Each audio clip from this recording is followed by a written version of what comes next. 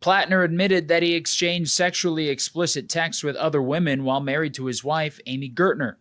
Platner wasn't texting these women through a phone network.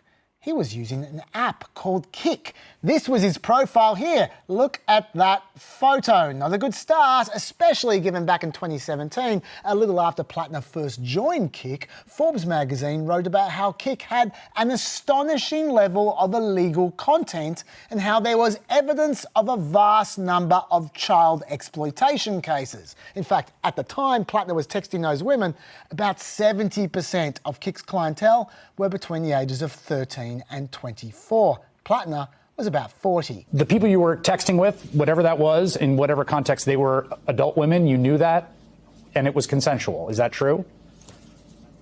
Yes. And you have that you confirmed that. You knew their age.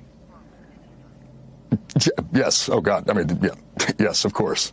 It's possible we'll be playing you that clip again in the months to come. And then there was the fact that it wasn't just one or two women that Platner was texting, it was 6 women while he was a newlywed and around the time his wife was undergoing fertility treatments. Although we don't know exactly when this texting happened because all his campaign said was that the conduct stopped before his campaign launched late last year.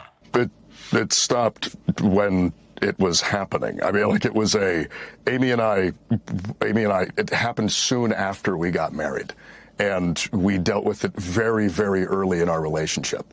And so that's when it stopped.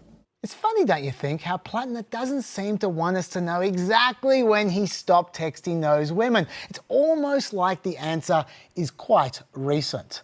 And the reason this matters is because until now, Platner's narrative has been, I used to be screwed up and did all kinds of dubious things, but now I'm better. Also noteworthy is how slippery Platner's been about this whole texting story. But the stories are true, right? About the text? Yeah. No, this is the amazing part.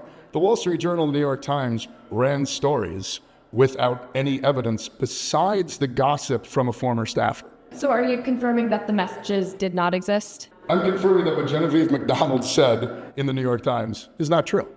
You see, that sounds like a denial to me, but apparently it's not.